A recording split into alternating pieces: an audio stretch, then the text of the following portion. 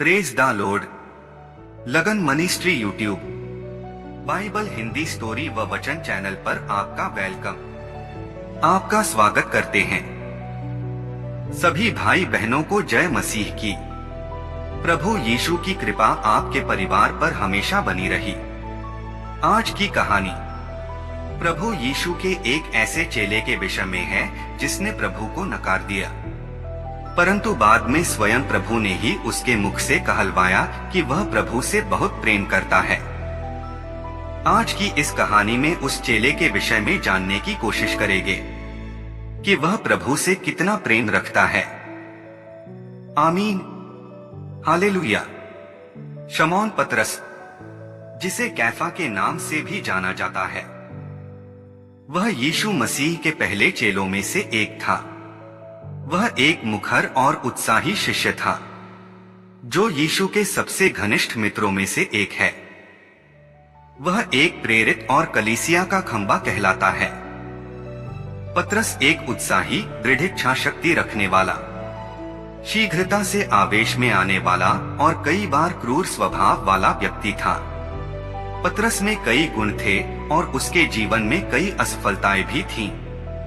तो भी प्रभु जिसने उसे चुना वह उसे उसी रूप में ढालता चला गया जैसा उसने पतरस को बनाने की मंशा की थी। शमौन पतरस मूल रूप से बेतसैदा से था और वह कफरनहूम नगर में रहता, जो कि गलील के सागर के तट के दोनों ओर बसा हुआ नगर था।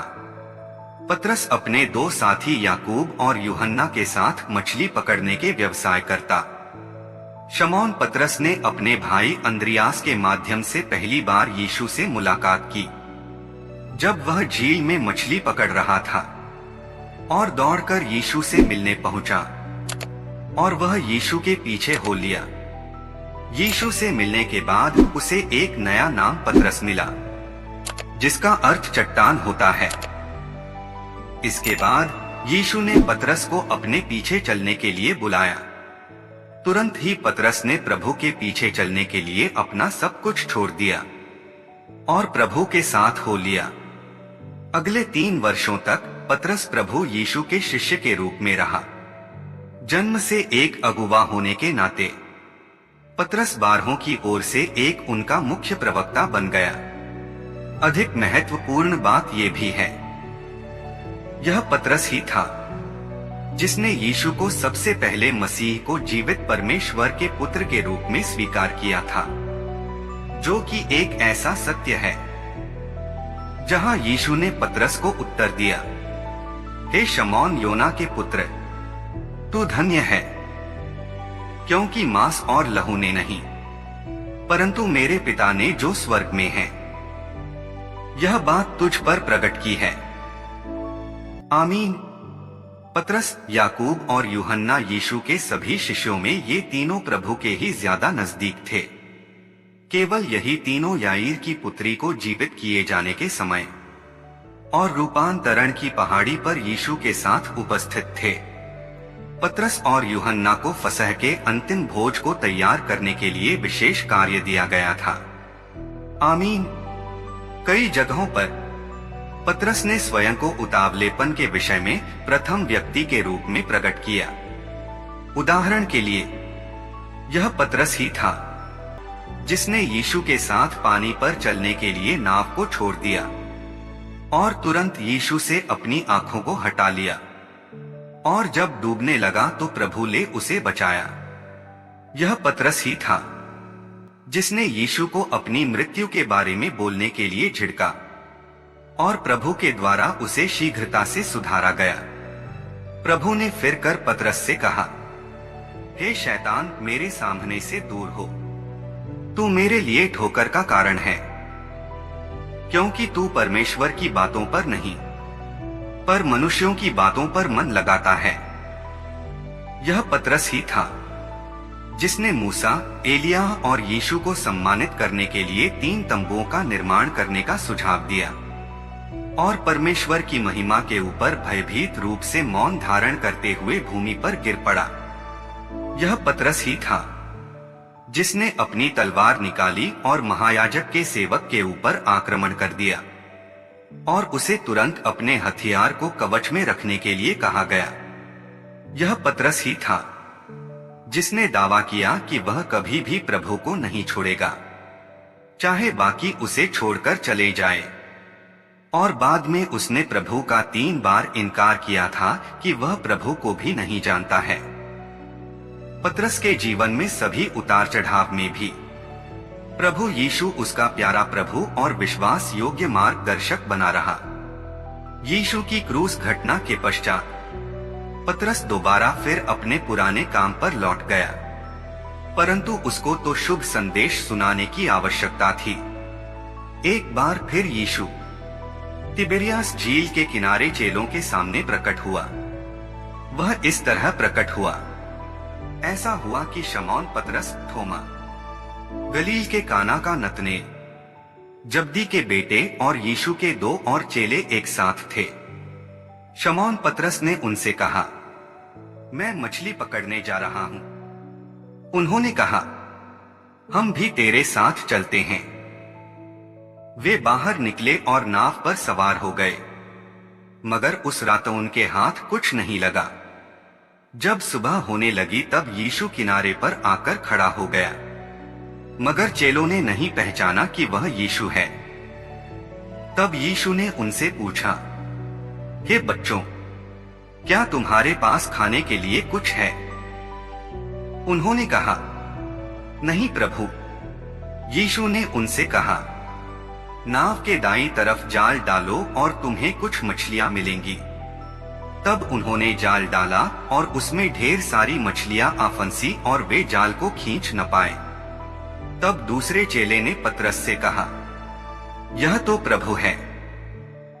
जब शमौन पतरस ने सुना कि यह प्रभु है तो उसने कमर में अंगरखा कसा, क्योंकि वह नंगा था और झील में कूद पड़ा। मगर दूसरे चेले छोटी नाव में मछलियों से भरा जाल खींचते हुए आए, क्योंकि वे किनारे से ज्यादा दूर नहीं थे। जब वे किनारे पर आए तो उन्होंने देखा कि जलते कोयलों पर मछलियां रखी हुई हैं और रोटी भी है।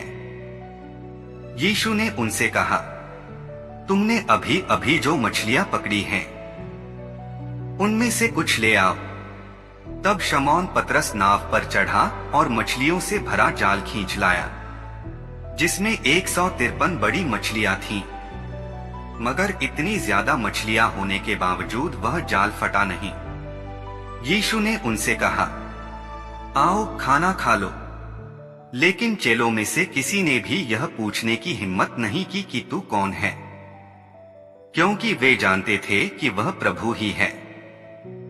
यीशु ने रोटी ली और उन्हें दी, फिर उसने मछलियां भी उन्हें दी।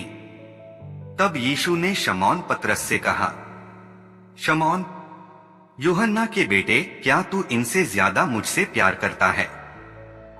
पतरस ने उससे कहा, हाँ प्रभु, तू जानता है कि मुझे तुझसे कितना प्यार है। यीशु ने उससे कहा, मेरे मेमनों को चरा। यीशु ने दूसरी बार उससे कहा, शमौन, यूहन्ना के बेटे, क्या तू मुझसे प्यार करता है? पतरस ने कहा, हाँ प्रभु, तू जानता है कि मुझे तुझसे कितना प्यार है। उसने पतरस से कहा, मेरी भेड़ों की रखवाली कर। यीशु ने तीसरी बार उससे कहा, शमौन, यूहन्ना के बेटे, क्या तू मुझसे प्यार करता है? यह सुनकर पतरस उदास हुआ कि उसने तीसरी बार उससे पूछा कि क्या तू मुझसे प्यार करता है। इसलिए पतरस ने उससे कहा, प्रभु, तू सब कुछ जानता है। तू यह भी जानता है कि मैं तुझसे कितना प्यार करता हूँ। यीशु ने कहा, मेरी भेड़ों को चरा। मैं तुझसे सच सच कहता हूँ, जब तू जवान था तो खुद कपड़े पहनता था और जहां चाहे वहां जाता था, मगर जब तू बूढ़ा होगा तो तू अपने हाथ आगे बढ़ाएगा और कोई दूसरा आदमी तुझे कपड़े पहनाएगा और जहां तू नहीं चाहेगा वहां तुझे ले जाएगा। उसने यह बताने के लिए ऐसा कहा कि वह किस तरह की मौत मरकर परमेश्वर की महिमा करेगा। यह कहने के बाद यीशु ने उससे कहा, मेरे पीछे चलता रह। इस तरह से यीशु पतरस को क्षमा किया और उसे फिर बहाल करते हुए और एक प्रेरित के रूप में फिर से स्थापित किया। प्रभु उसे जीवन एक विशेष बिंदु की ओर ले आता है। पतरस में ये बातें आगे आने वाले समय में दिखाई देती हैं। आमीन, हालेलुया। जैसे कि पिन्तेकुस्त के दिन पतरस यरूशलेम में भीड़ के लिए मुख्य वक्ता होता है और कलीसिया लगभग 3000 नए विश्वासियों को अपने में मिलाए जाने के साथ आरंभ होती है। बाद में पतरस ने एक लंगड़े भिखारी को चंगा किया और यहूदी महासभा के सामने साहस के साथ प्रचार किया, यहाँ तक कि उसकी कैद पिटाई और उसे दी गई धमकियां भी मसीह के लिए प्रचार करने के संकल्प को कम नहीं कर सकी। एक प्रेरित के रूप में भी पतरस ने कुछ बढ़ती हुई पीड़ाओं का अनुभव किया। सबसे पहले उसने सुसमाचार को कुरनेलियुस, एक अन्य जाति वाले व्यक्ति के पास ले जाने का विरोध सहा। यद्यपि जब उसने रोम के वासियों को उसी तरह पवित्र आत्मा प्राप्त करते हुए देखा, तो पतरस ने निष्कर्ष निकाला कि परमेश्वर किसी का पक्ष नहीं करता है। इसके पश्चात पतरस ने विश्वासियों के रूप में अन्य जातियों की स्थिति का दृढ़ता से बचाव किया और यह स्वीकार किया कि उन्हें यहूदी व्यवस्था के अनुसार जीवन व्यतीत करने की कोई आवश्यकता नहीं है। पतरस ने जीवन के अंतिम वर्षों को यूहन्ना मरकुस के साथ बिताया। यीशु ने कहा था कि पतरस एक शहीद की मृत्यु को प्राप्त करेगा, जो कि एक भविष्यवाणी के रूप में नीरो के शासनकाल के समय में पूरी हुई। उस प्रेम के लिए पतरस ने कहा था, मैं इस लायक नहीं अपने प्रभु की तरह सीधा क्रूस पर मारा जाऊं। इसलिए पतरस को रोम में उल्टे क्रूस के ऊपर चढ़ाकर मारा डाला गया। हम पतरस के जीवन से क्या सीख सकते हैं? यीशु ने डर के ऊपर जय को पाया है। चाहे एक लहरों से भरे हुए समुद्र के ऊपर नाव से उतरना हो या पहली बार अन्य जाति के घर में जाना, पतरस ने मसीह का अनुसरण करने में साहस को पाया। प्रेम में भय नहीं होता, वरन सिद्ध प्रेम भय को दूर कर देता है। 1 यूहन्ना 4 का 18 वचन। यीशु अविश्वास योग्यता को क्षमा कर देता है। अपने ऊपर घमंड करने के पश्चात पतरस ने प्रभु का 3 बार उत्साह के साथ इनकार किया। यीशु ने प्रेम पूर्ण रीति से पतरस को सेवा के लिए बहाल किया। पतरस अतीत में एक विफल व्यक्ति रहा था, परंतु यीशु के साथ विफलता अंत नहीं है। यदि हम अविश्वासी भी हों तो भी वह विश्वास योग्य बना रहता है, क्योंकि वह आप अपना इनकार नहीं कर सकता। 2 तीमुथियुस 2 का 13 वचन। यीशु धैर्य पूर्वक शिक्षा देता है। पतरस को निरंतर सुधार की आवश्यकता थी और प्रभु ने उसे धैर्य, दृढ़ता और प्रेम के साथ शिक्षा दी। मुख्य शिक्षक सीखने वाले इच्छुक विद्यार्थियों की खोज करता है। मैं तुझे बुद्धि दूंगा और जिस मार्ग में तुझे चलना होगा उसमें तेरी अगुवाई करूंगा। भजन संहिता 32 का 8 वचन। यीशु हमें वैसे देखता है जैसे वह हमें होने की मंशा रखता है। पहली बार जब वे मिले तो यीशु ने शमौन को पतरस कहा। यह असभ्य और लापरवाह मछुआरा यीशु की दृष्टि में एक दृढ़ और विश्वास योग्य चट्टान था। जिसने तुम में अच्छा काम आरंभ किया है, वही उसे यीशु मसीह के दिन तक पूरा करेगा। फिलिप्पियों 1 का 6 वचन। यीशु असंभव लोगों का उपयोग करता है।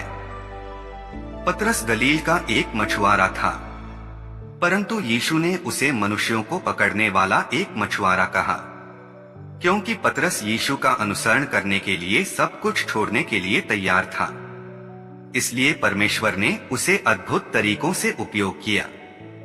जब पतरस ने उपदेश दिया तो लोग उसकी निर्भीकता के ऊपर आश्चर्यचकित रह गए थे, क्योंकि वह अनपढ़ और साधारण था। परंतु फिर भी उन्होंने ध्यान दिया कि पतरस यीशु के साथ रहा।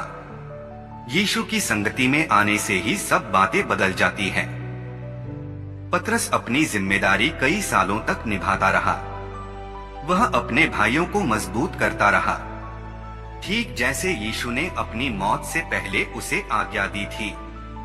वह चरवाहे की तरह प्यार से मसीह के चेलों की देखभाल करता रहा और उन्हें सिखाता रहा, और यह जिम्मेदारी निभाते वक्त अपना सब्र नहीं खोया। शमौन को यीशु ने पतरस यानी चट्टान नाम दिया, और वह वाकई अपने नाम के मुताबिक जिया, क्योंकि वह मंडली में अच्छे काम के लिए चट्टान की तरह अटल रहा। उसने दूसरों में भी भले काम करने का जोश भर दिया। इसका सबूत हमें पतरस की 2 प्यार भरी पत्रियों से मिलता है, जो पवित्र शास्त्र बाइबल की किताबों का हिस्सा हैं। उन पत्रियों से यह भी पता चलता है कि उसने यीशु से माफ करने के बारे में जो सबक सीखा, उसे वह कभी नहीं भूला। हम कैसे पतरस के विश्वास और प्रभु की दया पर चल सकते हैं? आइए हम भी दूसरों को माफ करने का सबक अपने दिल में उतार लें। क्या हम हर रोज अपनी गलतियों के लिए परमेश्वर से माफी मांगते हैं? उसके बाद क्या हम यकीन करते हैं कि हमें माफी मिल गई और हमारे पाप का दाग मिट चुका है? क्या हम दूसरों को भी माफ करते हैं? अगर हम यह सब करें तो हम दिखा रहे होंगे कि हम में भी पतरस जैसा विश्वास और प्रेम है, और हम भी प्रभु की तरह दयालु है। आमीन। हालेलुया। परमेश्वर आप सभी को आशीषित करे। आगे भी नई नई कहानियों और वचनों को सुनने के लिए आप जुड़े रहे। लगन ministry YouTube Hindi Bible story और वचन चैनल पर, जहां पर आप बाइबल की सच्ची कहानियों व वचनों को देख और सुनकर अपने विश्वास को परमेश्वर में बनाए रखें। धन्यवाद। प्रभु यीशु की कृपा आप सब पर बनी रहे। पिता का प्रेम, यीशु का अनुग्रह, पवित्र आत्मा की सहभागिता आप पर और आपके परिवार पर हमेशा बनी रहे। आमीन। सबको जय मसीह की।